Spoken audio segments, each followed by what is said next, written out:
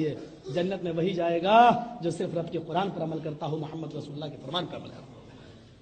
اور ایک اور ملا بھیونڈی میں، کل میں نے واقعہ بتایا تھا پرسوں 2-3 دن پہلے، بھیونڈی میں بمبئی کے اندر ایک اور ملا، بیچارہ 40 دن کا چلہ لے کے آیا تھا۔ ہم نے کہا چلو اسٹیج پہ بٹھا دو، اسٹیج پہ بٹھایا، عزت ہم نے کہا پہلے ان کو عزت دو تب نہ سنیں گے، یہ بٹھا دیا۔ ایک سوال کر دیا اس نے تقریر سن کر، مولوی صاحب آپ کس امام کو مانتے ہیں؟ میں نے کہا الحمدللہ میں چاروں کو مانتا ہوں۔ میں نے کہا مائک دے دو اس کو، اناؤنسر کے پاس جو مائک تھا اس میں دے دیا۔ میں نے کہا میں چاروں کو مانتا ہوں۔ نہیں چاروں کو تو ہم بھی مانتے، آپ تقلید کس کی کرتے ہیں؟ میں نے کہا میں چاروں کی کرتا ہوں۔ بولا چاروں کی کیسے ہو جائے گی؟ میں نے کہا تم کس کی کرتے ہو؟ بولا میں مانتا تو چاروں کو ہوں لیکن تقلید ابو حنیفہ کی کرتا ہوں، چاروں برک بات صرف ابو حنیفہ کی مانتا ہوں۔ میں نے کہا ابو حنیفہ کی کیوں مانتے ہو؟ بولا میری مرضی، یہ امام بڑے ہیں، ہمارا دل مانتا۔ ہم نے کہا اسلام تیرے دل پہ اترا ہے، تیری مرضی پہ اترا ہے، جو تیرا دل کرے گا کہے گا وہ کرے گا کہ نہیں؟ امام تو چار ہیں، چاروں برک بات کسی ایک کی ماننا پڑتی ہے۔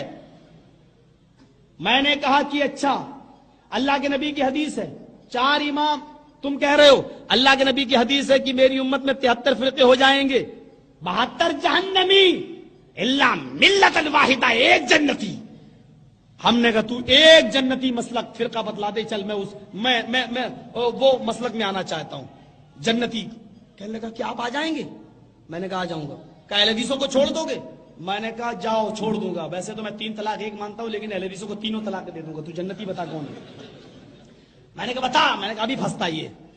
اس نے لکھ دیا اسی کاغذ کے اوپر، سی ڈی بنی ہے اس کی، سی ڈی ہے اس کی، بہت انڈیا میں چلتی ہے، اس سی ڈی کو دیکھ کر اللہ کا شکر ہے بہت سے لوگ اہل حدیث بھی ہوئے ہیں، اللہ تعالیٰ تکبر غرور سے بچائے۔ تو میرے بھائیوں غور کرو، اس نے فوراً لکھا کہ حنفی مسلک جنتی ہے، حنفی ابو حنیفہ کے ماننے والے جنتی۔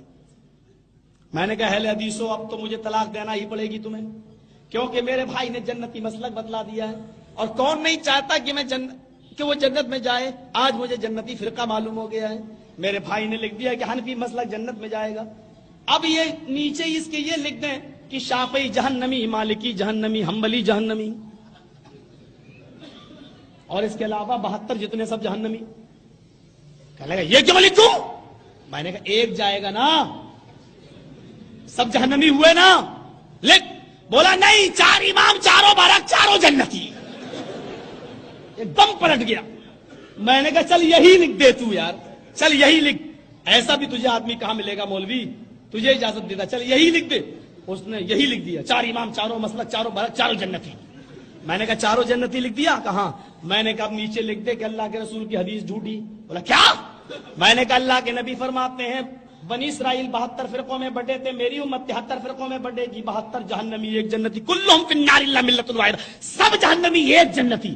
تو لکھ رہا ہے 4 جنتی، 4 برحق، چاروں امام، چاروں جنتی۔ تو لکھ رہا ہے 4 امام، 4 برحق، چاروں جنتی، اور تو اور اللہ کے رسول کی حدیث ہے ایک جنتی۔